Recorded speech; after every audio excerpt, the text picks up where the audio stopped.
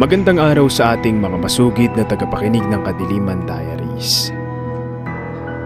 Para sa ngayon palang nakabisita sa ating channel, ako nga pala si Kuya Dims, ang inyong tagapagsalaysay. Ngayong araw, ibabahagi natin ang kwentong karanasan ni Helen, isang babaeng hindi naniniwala sa kahit anong pamahiin. Pakinggan ninyo ang kwentong ito. Ihanda ang inyong mga sarili at magtimpla na rin kayo ng kape habang nakikinig. At ito ang Kadiliman Diaries.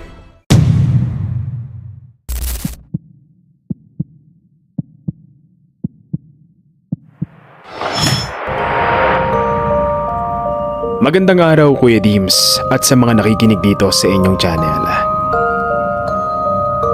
Naniniwala ba kayo sa kasabihan na dapat itapon o isama sa paglibing ang mga gamit ng isang namatay?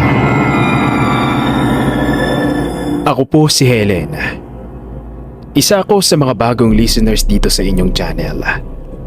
At naisipan kong ibahagi ang isang pangyayari sa buhay ko na hindi ko akalaing mararanasan ko. Nangyari ito nang ipinanganak ko ang panganay kong anak. Noong panahong yon, halos hindi pa nga ako makapaniwala na isa na akong ganap na ina.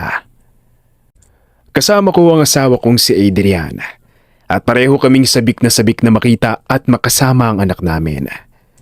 Isang magandang babae ang anak namin. Malusog siya nang ipinanganak at halos ayaw namin siyang bitawan. Ang liit-liit niya. Bulong ko habang karga ko siya. Napangiti naman si Marco at marahang hinaplos ang ulo ng anak namin. Anak natin yan. Sabi niya. Parang kailan lang. Hinihintay lang natin siya. Noong mga panahong yon, wala na akong ibang iniisip kundi ang pag-aalaga sa anak ko. Pero may isang bagay na ibinigay sa amin na hindi ko inaasahang magiging dahilan ng isang nakakatakot na pangyayari. Ilang araw matapos akong manganak, dumalaw sa amin ang Tito Ramon ko. May dala siyang isang malaking supot na puno ng mga damit pambata. Para sa baby, sabi niya. Nagulat ako nang makita ko ang laman. Mga bagong-bagong damit. May maliliit na bestida, onesies, lampin at ilang damit na panglabas. Halatang hindi pa nagagamit kahit isang beses. Tinanong ko kung kanino galing ang mga yon. Tahimik siyang napabuntong hininga bago sumagot. Sa anak namin ng tita mo. Napatingin ako sa kanya. Ang tita ko ay namatay habang buntis dahil sa isang malagim na aksidente. Namatay siya bago pa man maisilang ang sanggol na matagal nilang hinihintay ng asawa niya. Ang mga damit na dala ng tito ko ay mga damit na binili nilang dalawa noon para sa magiging anak sana nila. Ngunit dahil sa nangyari, hindi man lang nasuot ng anak ng tita ko ang kahit isa sa mga yon. Sayang naman kung itatago lang. Sabi ng tito ko, pwede yan gamitin sa anak mo. Hindi ko na pinag-isipan pa. Oo naman, Tito. Salamat. Masaya pa nga ako ng araw na yon. Para sa akin, damit lang naman ang mga yon. Magaganda, bago, at maayos pa. Sayang kung itatago lang sa isang kahon hanggang tuluyang masira. Pero iba ang naging reaksyon ni Adrian. Nang makita niyang inilabas ko ang mga damit, agad siyang napailing. Helen, huwag mong ipapagamit yan sa anak natin. Napakunot ang noo ko at nagtaka ako sa sinabi niya. Bakit naman? Alam mo naman kung saan galing yan. Eh ano naman? Mga damit lang yan. Wala namang masama doon ah. Hindi siya agad nakasagot. Lumaki kasi si Adrian sa pamilyang naniniwala sa mga pamahiin. Marami silang paniniwala tungkol sa mga gamit ng namatay. Lalo na yung mga bagay na dapat daw hindi ipinapagamit sa ibang tao. Hindi dapat ginagamit ng ibang bata ang mga gamit na para sana sa anak ng namatay. Seryoso niyang sabi. Napatawa pa ako ng kaunti dahil hindi naman ako naniniwala doon. Adrian, damit lang talaga to. Hindi mo naiintindihan. Hindi ako naniniwala sa ganyan. Sunugin na lang natin yan. Bigla niyang sabi sa akin na ikinabigla ko. Susunugin? Oh, para sigurado tayong walang mangyayaring masama sa anak natin. Umiling ako at hindi ako pumayag sa gusto niya. Ilang beses niya akong sinubukang kumbinsihin pero hindi ko siya pinansin.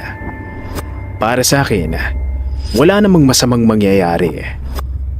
Kaya isang gabi, habang natutulog ang anak namin, kumuha ko ng isang maliit na damit mula sa mga ibinigay ng tito ko. Napakaganda nun. Maputi, malinis, at halatang hindi pa kailanman nasusuot. Kinabukasan, ipinasuot ko yon sa anak namin. Ang cute mo naman. Natatawa kong sabi habang inaayos ang damit niya. Pero si Adrian, hindi man lang ngumiti. Tahimik lang siyang nakatingin sa anak namin. Helen, Ano? palitan mo na lang. Bakit? Please, gawin mo na lang ang sinabi ko. Hindi ko siya sinunod.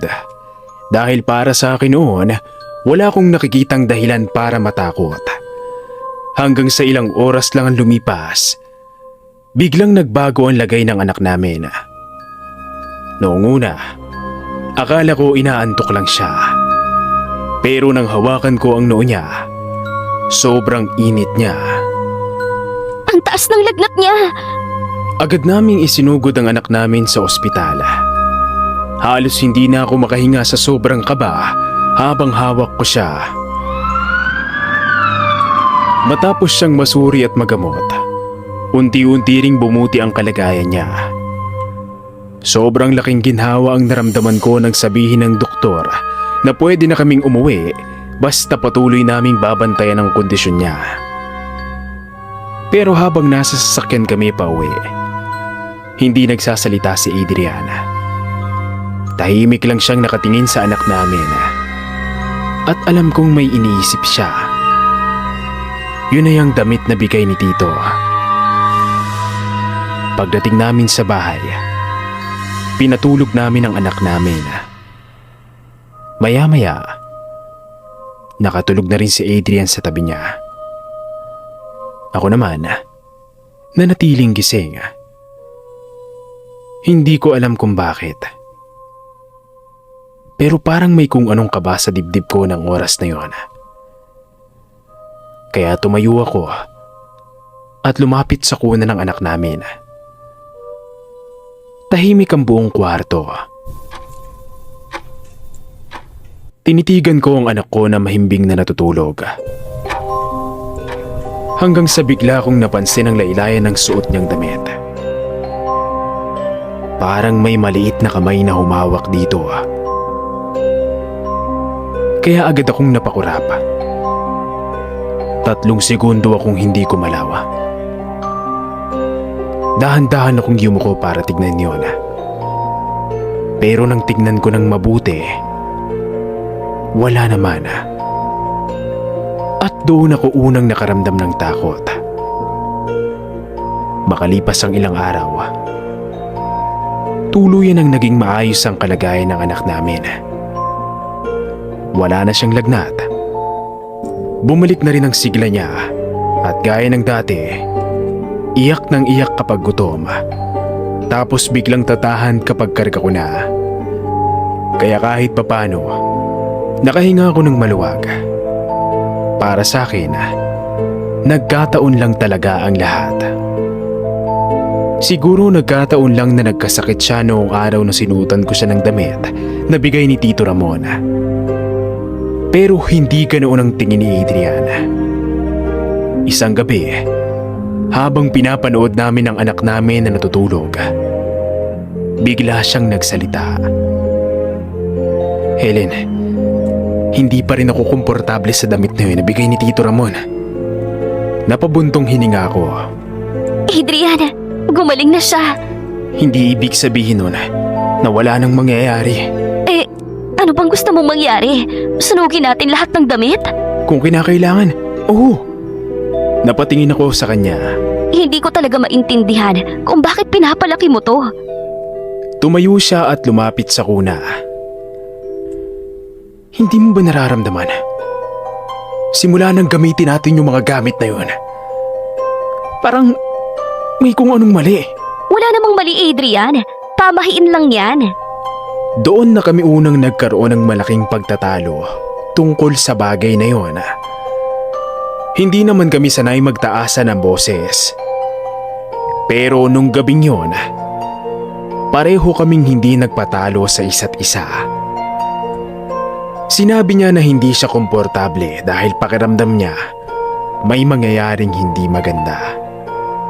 Ako naman, paulit-ulit kong sinabi sa kanya na damit lang yon at walang dapat alalahanin. Sinabi ko pa sa kanya na wala akong nakikitang dahilan para matakot kami. Sa huli, hindi na lang kami nag-usap para hindi na kami magtalo pa. Pero kahit galit ako kay Adrian noon, hindi ko rin maalis sa isip ko ang mga sinabi niya. Lumipas ang mga araw. Isang gabi, natulog ako sa tabi ng anak namin. Nasa sala naman si Adrian dahil may inaayos siya. Mahimbing ang tulog ng anak namin. At ako rin, hindi ko namalaya na nakatulog na pala ako. Hanggang sa bigla akong nagising. Napadilat ako nang marinig ko na umiiyak ang anak namin. Agad akong napalingon sa tabi ko. Pero laking gulat ko dahil wala siya sa tabi ko. Nanlamig ang buong katawan ko. Anak? Umupo ako at mabilis na hinanap ang anak ko sa kama. Napatingin ako sa sahig pero wala rin siya. Kaya naman nataranta ako. Lalong lumakas ang iyak ng bata kaya mas nataranta ako. Tumayo ako at halos hindi ko na alam kung saan ako titingin. Binuksan ko ang ilaw at mabilis na sinuyod ng mga mata ko ang buong kwarto. Pero wala akong nakita. Nanginig na ang buong katawan ko ng oras na yon. Naririnig ko kasi sa loob ng kwarto ang anak ko, pero hindi ko siya makita. Hanggang sa may napansin ako sa isang sulok ng kwarto. May isang babae roon akong nakita. Nakatayo siya at may buhat na bata. Pero di ko maaninig ang mukha niya. Pero nang titigan ko siya, kahit ilang taon na siyang patay, alam kong ang tita ko yon. Hindi ako makagalaw ng oras na yon. Nanlaki ang mga mata ko habang nakatingin sa kanya. Tita? Dahan-dahan siyang gumalaw. Bumaba ng kaunti ang ulo niya habang nakatingin sa batang nasa mga bisig niya. Hindi ko makita ng malinaw ang mukha ng bata. Pero alam kong hindi yun ang anak ko. At sa sandaling yun, para akong nawala ng lakas sa buong katawan. Dahil sa takot, tumakbo ako palabas ng kwarto. Paglabas ko, halos mabangga ako si Adrian. Buhat-buhat niya ang anak namin. Umiiyak ito ng malakas. Helen! Napatingin ako sa anak namin. Anak ko! Agad ko siyang kinuha kay Adrian at mahigpit na niyakap dahil sa sobrang pag-aalala. Anong nangyari? Tanong ni Adrian sa akin. Hindi ako nakasagot agad. Teka, paano mo nakuha ang anak natin? Napakunot ang noo niya. Narinig ko siyang umiiyak kaya kinuha ko. Paliwanag niya sa akin. Napaupo ako sa sofa at napahilamos sa aking muka. Doon ako unang nakaramdam ng takot na hindi ko maipaliwanag. Habang mahigpit kong yakap ang anak namin, paulit-ulit na bumabalik sa isip ko ang nakita ko sa loob ng kwarto. Ang tita ko na matagal nang patay at ang batang karga niya. Hindi ko alam kung panaginip ba yon, guni-guni, o epekto lang ng sobrang pagod at takot na nararamdaman ko. Pero kahit anong pilit kong kumbinsihin ang sarili ko, hindi ko maalis sa isip ko ang isang bagay.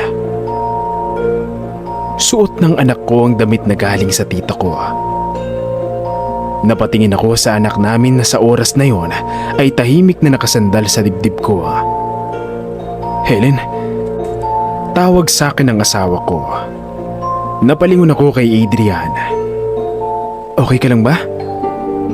Tumango ako at kahit hindi ko alam kung paano ko sasabihing hindi ako okay.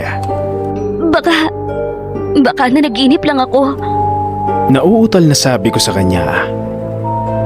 Hindi na ako nagkwento tungkol sa nakita ko. Hindi ko alam kung bakit. Siguro dahil natatakot akong sabihin yon sa asawa ko. Pero mula nung gabing yon, hindi ko na rin maiwasang isipin ang mga sinabi ni Adrian. Baka kasi tama siya. At baka hindi ko talaga dapat ipinagamit sa anak namin ang mga damit na yon.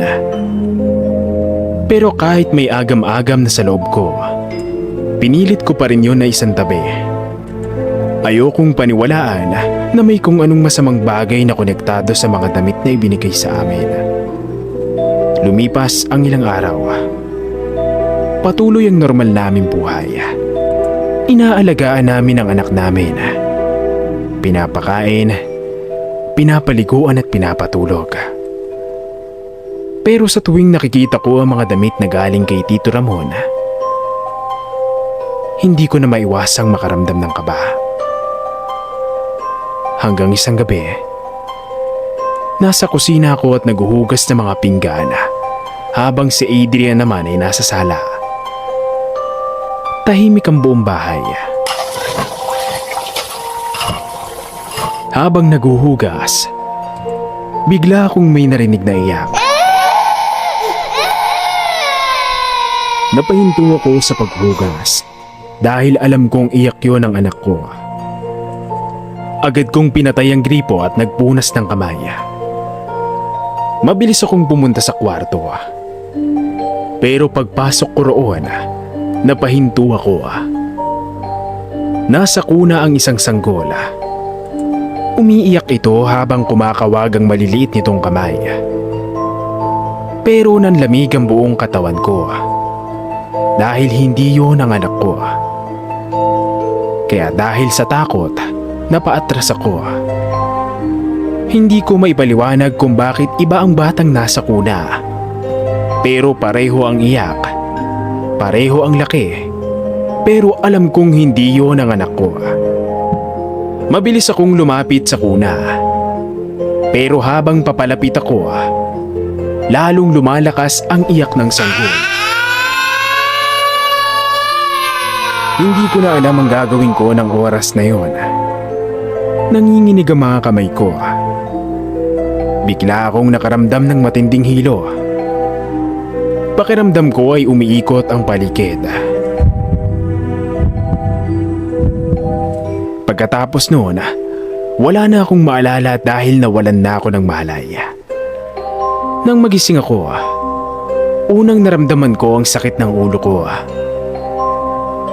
Dahan-dahan akong dumilat at doon ko napagtanto na nasa kwarto ako. Napaupo agad ako nang maalala ko ang nangyari. Anak!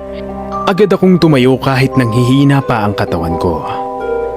Hinahanap ko siya sa kuna, pero wala siya roon.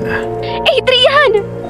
Mabilis akong lumabas ng kwarto at doon ko nakita si Adrian. Karga niya ang anak namin, kaya huminto ako at nanlaki ang mga mata ko. Anak ko! Lumapit ako sa kanya at agad kong kinuha ang anak namin. Mahigpit ko siyang niyakap. Tinitigan ko ang mukha niya. Napaluha ako sa sobrang tuwa. Napakunot ang noo ni Adrian at kita ko ang pagtataka sa mga mata niya dahil sa ikinikilos niya. Kanina, bago ako nawala ng malay, Hindi ko na naituloy ang sasabihin ko. Tahimik lang siyang nakatingin sa akin. Buhat ko ang anak natin, sabi niya. Napatingin ako sa kanya. ano? Pagkagising ko, narinig kong umiiyak siya. Pagpunta ko sa kwarto, nakita kitang nakahandusay sa lapag. Napahigpit ang yakap ko sa anak namin dahil sa sinabi ni Adrian. Pero, paanong... Binuhat ko siya nang himatayin ka. Hindi ako nakasagot. Tahimik akong nakatingin sa anak namin habang unti-unting bumabalik sa isip ko ang sanggol na nakita ko sa kuna. At sa pagkakataong yon, hindi ko na alam kung ano ang dapat kong paniwalaan. Hindi ako agad nakapagsalita matapos sabihin ni Adrian na siya ang nakakuha sa anak namin. Nakatayo lang ako sa harap niya habang mahigpit na nakayakap sa anak ko. Pero sa loob-loob ko, may isang bagay na tuluyang nagdugtong-dugtong sa lahat ng nangyari. Ang lagnat niya, ang nakita kong kamay na tila humawak sa laylayan ng damit niya, ang nakita kong babae sa sulok ng kwarto, at ang sanggol na karga niya. Hanggang sa gabing yon, pilit kong hinahanap ang mga dahilan para hindi maniwala sa sinasabi ni Adrian. Pero sa pagkakataong yon, hindi ko na kayang sabihin sa sarili kong nagkataon lang ang lahat. Napatingin ako sa anak ko. Tahimik siyang nakatingin sa akin habang nakakapit ang maliliit niyang kamay sa damit ko. Napaluha ako. Adrian, Ano? yung damit. Napatingin siya sa akin. Anong damit? Yung damit na galing kay Tito. Baka tama ka. Hindi na siya sumagot. Alam kong pareho naming naisip ang parehong bagay. Mabilis akong bumalik sa kwarto. Binuksan ko ang cabinet kung saan ko inilagay ang mga damit na ibinigay ni Tito Ramon. Isa-isa kong hinugot ang mga yon. Mga damit na dati kong tinitignan ng may saya. Pero sa oras na yon, iba na ang pakiramdam ko habang hawak ko ang mga yon. Parang bawat damit ay may bigat na hindi ko maipaliwanag. Helen, anong gagawin mo? Tanong ni Adrian sa akin mula sa likuran ko. Hindi ako agad nakasagot. Kinuha ko ang lahat ng damit at inilagay sa isang malaking supot. Susunugin ko. Natahimik siya. Nakita ko na nagulat siya dahil kailan lang ako pa ang kumukontra sa kanya. Pero sa oras na yon, wala na akong pakialam kung pamahiin man yon o hindi. Dahil ayoko nang sumugal. Ayoko nang hintayin pang may mangyaring masama sa anak namin. Lumabas kami sa likod ng bahay. Tahimik ang paligid. Tanging tunog ng mga kuliglig ang maririnig. Inilagay ko sa isang lumang bakal na lalagyan ng mga damit. Saglit akong natigilan bago tuluyang sindihan ang mga yon. Hindi ko alam kung bakit nanginginig ang mga kamay ko. Siguro dahil naaalala ko si Tito Ramon. Alam kong wala siyang masamang intensyon ang ibigay niya sa amin ng mga damit. Mga damit yun na dapat sana ay para sa anak niya. Mga damit na binili niya at ng tita ko para sa sanggol na hindi nila nakasama. Pero kahit ganoon, hindi ko na kayang gamitin pa ang mga yon. Kinuha ni Adrian ng posporo at siya na ang nagsindi. Unti-unting kumalat ang apoy sa mga damit. Tahimik kaming nakatingin habang unti-unting kinakain ng apoy ang mga tela. Hanggang sa wala nang natira, kundi ang mga abo. Habang pinagmamasdan ko ang apoy, hindi ko maiwasang mapaluha. Hindi dahil nanghihinayang ako sa mga damit. kundi dahil doon ko napagtanto kung gaano ako naging kakampante. Akala ko noon alam ko ang lahat. Akala ko dahil wala akong nakikitang dahilan para matakot, ibig sabihin ay wala talagang dapat katakutan. Pero may mga bagay pala na hindi natin kailangan makita agad para lang paniwalaan. Pagkatapos naming sunugin ang mga damit, pinuntahan namin ang bahay ni Tito Ramon. Sinabi namin sa kanya ang nangyari. Hindi ko na sinabi sa kanya ang bawat detalye dahil ayokong dagdagan pa ang sakit na nararamdaman niya. Pero sinabi ko sa kanya na hindi namin gagamitin ang mga damit. Tahimik lang siyang nakinig. Sa huli, tumango siya. Siguro mas mabuti nga. Mahinang sabi niya. Hindi na siya nagtanong pa at nagpapasalamat ako roon. Pagkatapos ng lahat ng nangyari, nagpasya rin kaming magpabendisyon ng bahay. Hindi dahil sigurado kami na may kung anong nakatira o sumusunod sa amin. Gusto lang naming makasiguro. Gusto naming magkaroon ng kapanatagan. Kaya makalipas ang ilang araw, nagpaalam kami sa isang pari para mapabendisyonan ang buong bahay. Tahimik kaming nakaupo habang binabasbasan ang bawat bahagi ng bahay. Nasa kandungan ko ang anak namin. Habang pinagmamasdan ko siya, unti-unting gumaan ang pakiramdam ko. Hindi ko na nararamdaman yung bigat sa dibdib na ilang araw kong dala. Nang matapos ang bendisyon, tumingin ako kay Adriana. Sa unang pagkakataon matapos ang ilang linggo, pakiramdam ko ay nakahinga na ako ng maluwag.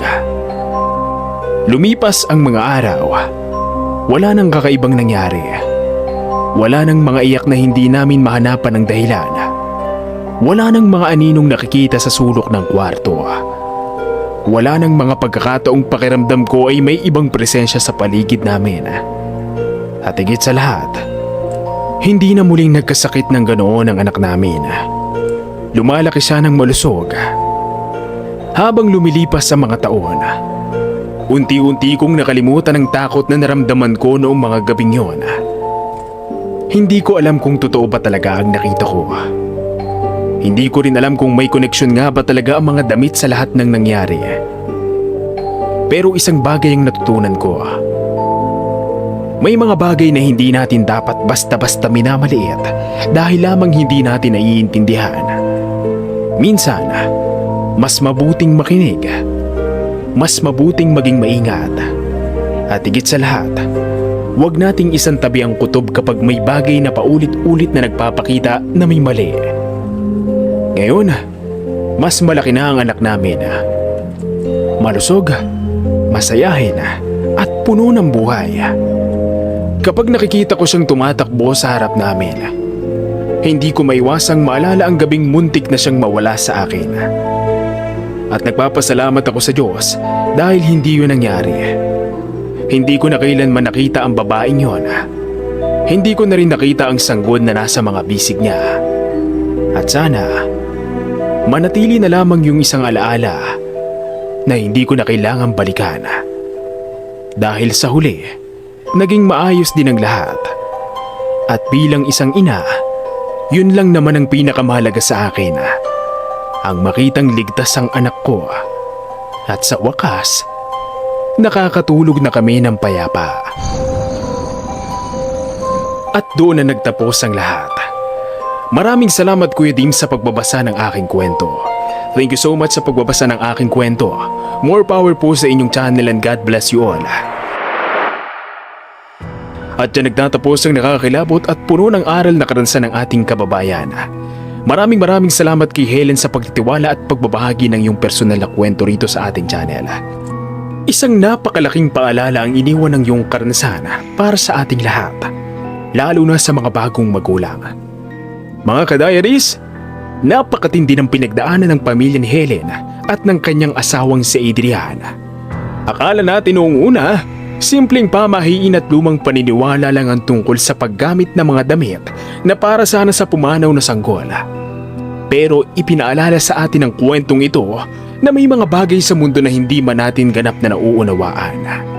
Mas mabuting maging maingat at makinig sa babala kaysa itaya ang kaligtasan ng ating mga anak. Kung kayo ay kinabahan at natuto sa kwentong ito ni Helen, huwag ninyong kalimutang i-like ang video na ito, mag-subscribe sa ating channel at i-share ang ating mga kwento sa inyong mga kapamilya at kaibigan. Muli, ako ang inyong kasama sa Kadiliman Diaries, si Kuya Dims. Laging tandaan, ang tunay na pag-iingat sa ating mahal sa buhay ay nagsisimula sa pakikinig, bago pa maging huli ang lahat.